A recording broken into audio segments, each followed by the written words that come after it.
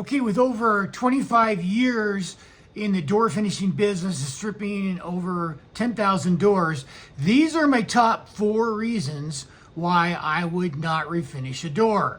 First of all, if you have to strip both sides of a door, especially if it's a simple door, it's much easier, much less expensive to just buy a new door. Okay?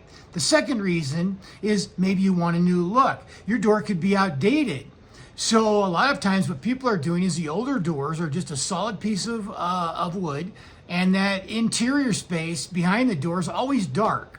So maybe you want to add some glass, like more modern look, or the glass is horizontal, got various horizontal pieces of glass or whatever. So you want to update the door. The third reason, and I run across a lot of this in Florida, is that some of these doors, especially mahogany doors, are nothing more than a piece of paper with mahogany grain, and behind it is an MDF.